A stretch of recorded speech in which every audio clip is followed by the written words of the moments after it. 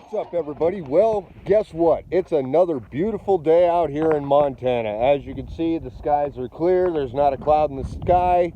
Temperatures are a little bit warm, but you know, it happens out here. But I'll show you my view real quick, and then I'm going to show you an awesome score I picked up yesterday at the Goodwill in Bozeman, Montana. So take a look at where I'm at. You know me. I like to enjoy nature, and I like to be out away from the cities and stuff like that, just because they get a little chaotic. But anyway, you've got to stick around for this video, because not only am I going to show you what I scored for $25, but I'm going to show you how to bring them back to life.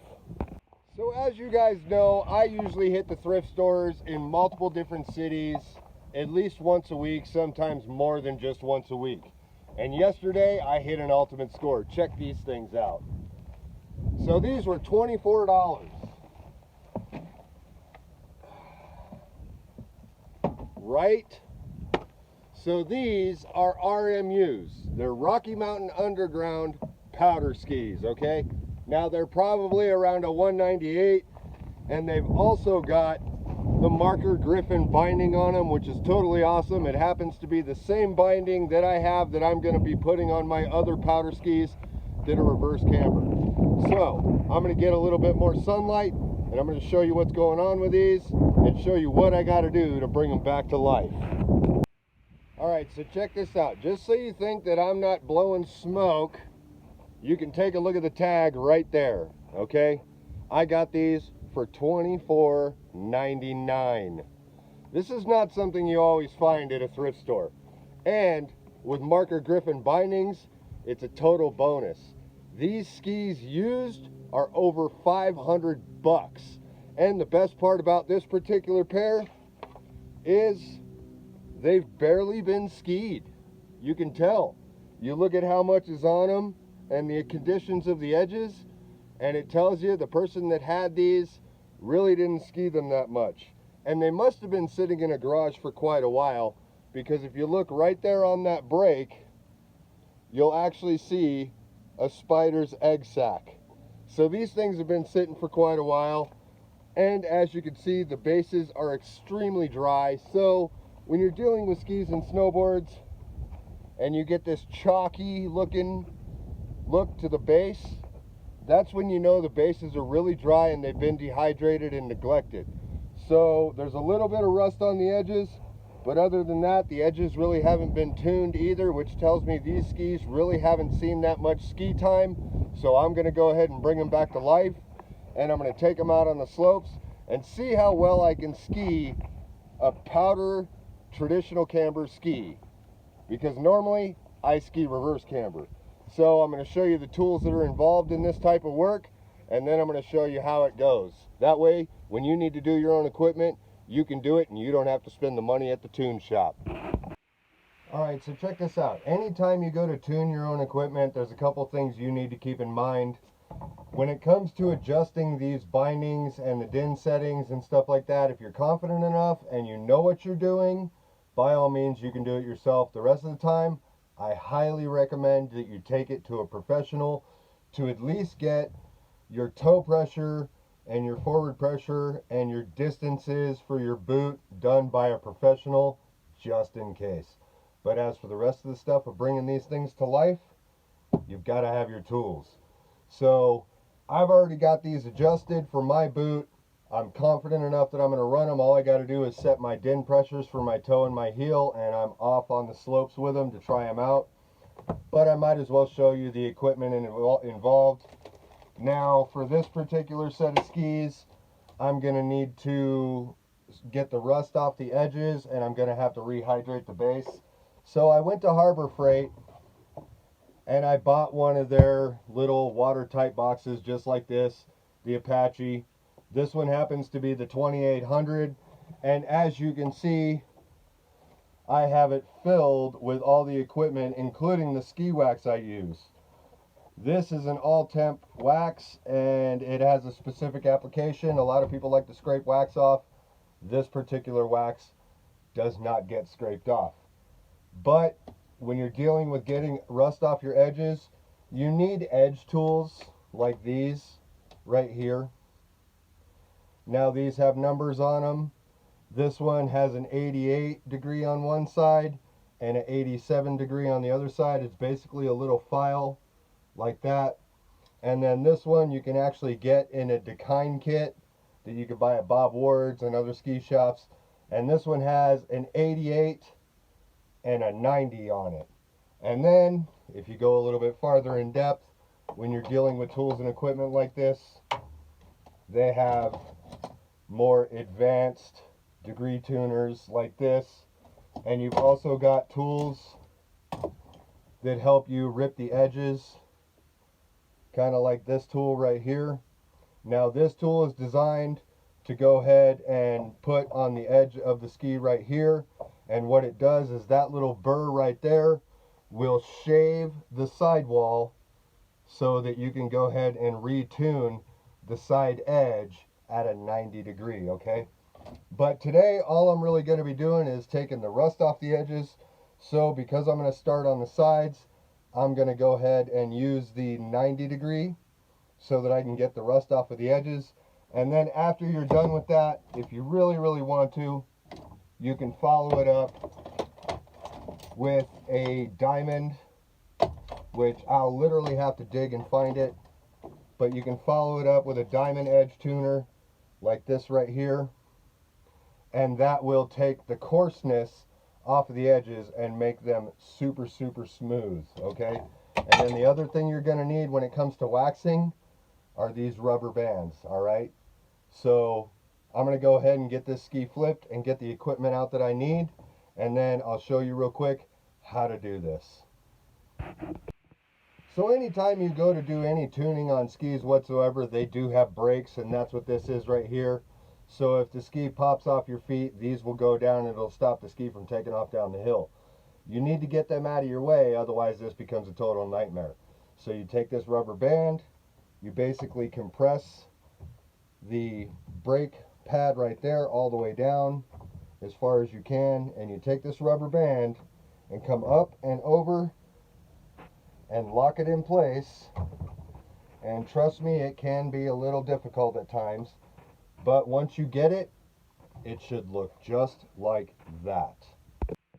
So when you get a tuner like this one out of the decline kit, make sure that when you're doing the sidewalls, you're at a 90 degree, and then this is where you can play with your degrees anywhere from 90, 88, 87, and whatever you really feel like. Basically what that does is that gives you the ability to transition the ski sideways more before it actually takes an effective edge. But when you're dealing with this tool, pay attention, because the file has a coarse side and a fine side. And it also, you can't really see it on this one, but they also have a directional arrow on which way you're supposed to run the file across the edge.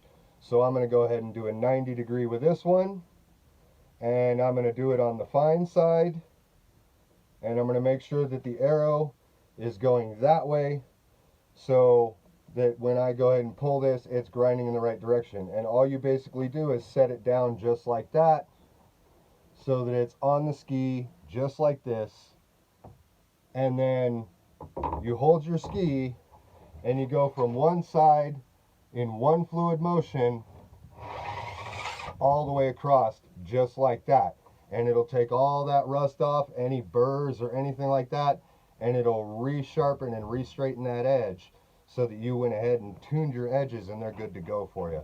So I'm going to get this done, and I'm going to get all the rust off of the sides, and then when it comes to the bottom, I'll show you how to do that, and then after that I'm going to show you how to wax them. Alright, so I went ahead and I tuned up this edge right here.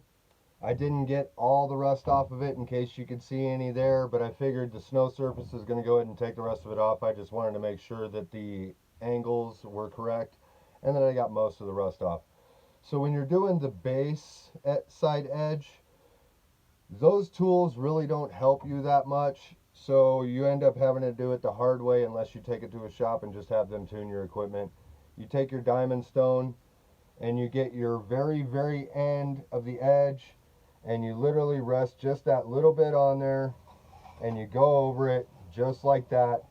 you'll feel the difference between it grabbing the base material and the edge material. And all you do is just get that little itty bitty pitch so that you're getting just the edge itself, so that you can go ahead and get most of the rust off of them, or go ahead and tune them. You just basically run it just like that with that little itty bitty degree pitch. You can take some painter's tape and do 3 wraps, and that 3 wraps is going to give you just that angle that you need to avoid the base material on this stone most of the time, depending on what your edges degrees are usually set. They're usually set at an 88 or a 90 from the factory. Since these skis are in the shape that they're at, these edges are roughly at the 89 mark, just under 90, so that it gives you that little bit before they actually make contact. That way your edges aren't grabbing you left and right when you're trying to hit the slopes. So once you're done doing that, it's on to waxing them, and I'll show you that right now. Okay, so when it comes to waxing your skis, it's really smart to get an actual ski waxing iron, okay? This is an old Swix ski waxing iron.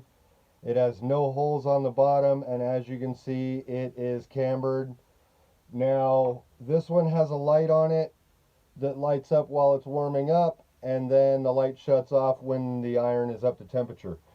You can technically use any iron you want. So if you want to go to a thrift store and you just want to buy a normal iron for clothing and use it, by all means go for it. But my advice to you, if you're going to do that, is when you set the iron's temperature, you want it on the lowest setting possible to start, because you only want it hot enough to be able to melt the wax onto the base of your skis or snowboard and then be able to spread it.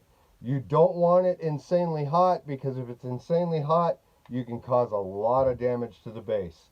So I'm going to get this plugged in, and I'll show you basically how it works when you start waxing your equipment. Okay, so I've got the iron plugged in. As you can see, the light is on right now. That means it's coming up to temp. So as soon as the light turns off, pretty much like it did, it's up to temp. So then after that, you can go ahead and start waxing like I'm going to right now. And if this light turns on and off on you during the waxing process, don't worry about it. It's not that big of a deal. But you want to make sure that your cord is free. So you just wrap it around your arm like that. And then you take your ski wax and you press it to the bottom. And as it drips onto the skis, you move in a slight zigzag pattern like this.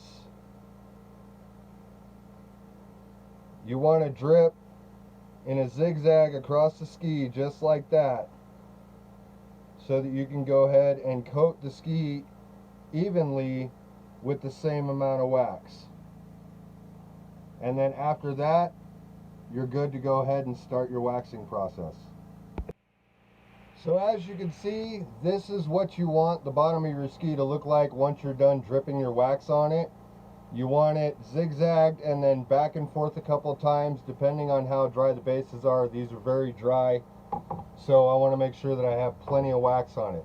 And then after that, you go ahead and you just basically apply your iron to the base of your ski like this, and you turn it like that so that you can go ahead and spread this evenly across the base. And you just keep doing this until your wax coat is spread all the way evenly across the base of your skis and soaked in. Okay, you want a massive color difference. So once this is done, I'll show you the difference in color between the base that I just waxed and the base that hasn't been waxed yet. Okay, so when you wax your skis, I'm going to show you right now, this is the ski that has not been waxed. Get a good look at what that base looks like, okay? And then this is the ski that I just got done waxing. So take a look at the color in that one, all right? Now I'll show you real quick what to expect when you run your iron across these. You've got to remember that you want a dark, prominent base color to pop out at you, and that's how you know. So I'm going to tilt this ski towards you just a little bit, and I'm going to run this iron over it real quick. You can see that really dark black glaze that you get. That's what you want, and that's how you know that you're actually having the ski base absorb the wax to help rehydrate the base and prolong its life. Okay, so the second part of ski waxing, which I'm not going to worry about because this particular wax is not like any other ski wax, and you're actually supposed to wax and leave it on. You're not supposed to scrape it off or nothing like that. It performs a lot better if you go ahead and just leave it as you ironed it on. But what I do is I do put my cross hatches in them. So when you go to wax your equipment, you're going to need these tools for 99% of all waxes. The wax I use, I really don't know if it's on the market anymore.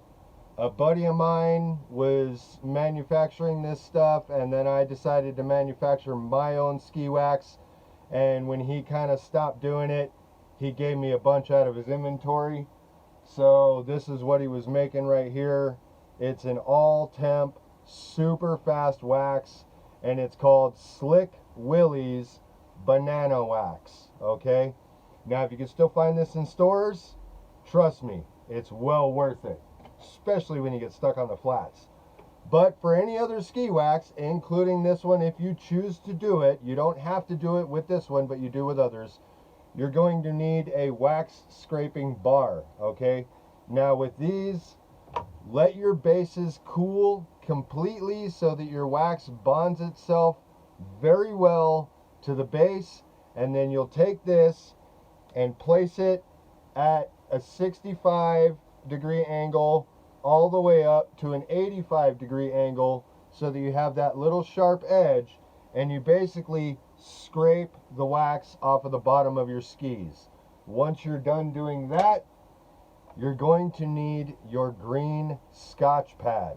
Now the Dakine kit that you can buy, I'll show you that a little bit later, but you can buy a Dakine kit, comes with everything in it, that has the Scotch pad, the scrapers, the tuner, a little driver, and even a bar of wax, and then it has the instructions on how to detune your edges, and I'll show you that a little bit later on. But when you get your Scotch-Brite pad, you want to buff a 45-degree on one direction from tip to tail, and then you want to come down from tail to tip, or however you do it, the opposite direction on the ski so that you create a 45 crosshatch, and I'll show you that right now. You basically want to come across it like this, just like that, and you're going to do this all the way down the ski, and then you're going to go the opposite direction, just like that, so that you have this on the ski. Now I don't know how well you're going to be able to see that, but you might be able to see that crosshatch that's in there. And then usually what I do is I'll go one more across it. The other step you do, and you'll do that before this, is when you scrape off your skis, you'll take a hard bristled nylon brush just like this that's got really stiff bristles, and you're going to come down your ski and then do your 45s. Then you follow up with this. You do 45s, 45s, and then you run the length of your ski nice and softly so that you've got a deep groove and a semi-shallow groove. And the reason you do that is because when you are gliding over the snow surface, you're actually melting some snow, so you're going to get beading water underneath, and these are to disperse the water out to the sides so that it doesn't stay underneath your skis the entire time. So I'm going to go ahead and get these done, and I'll show you the finished product, and then after that I'll show you the little Dakine kit, and then at the very end of the video I'm going to go ahead and post up the plaque that I have, or the photo that I have, of how to set your own dins, and then I'll talk briefly about it. But if you're interested in any of this content, hit that subscribe button, share this video with a friend, because everybody that skis and snowboards really needs to know this in case they ever have to do their own work. Okay, leave a like on the video if you liked it, and don't forget your notification bell. I'll see you at the end of the video. Well, I just finished tuning these up and getting them waxed, so I might as well show you. It's like I said earlier, a beautiful sunny day. So I'll show you what they look like now. Now I did go ahead and leave the wax coat on here super thick. And the reason why I did is, like I said, my buddy was manufacturing this wax and it's meant to be iron on and left. Not like other ski waxes where you actually have to go through that scraping process. But they are pretty much good to go. And so now it's just a matter of getting to the slopes so that I could try them out. So now I'll go ahead and show you the Dekine kit that you can go ahead and buy, and then I'll put the DIN chart up and explain to you briefly how it works.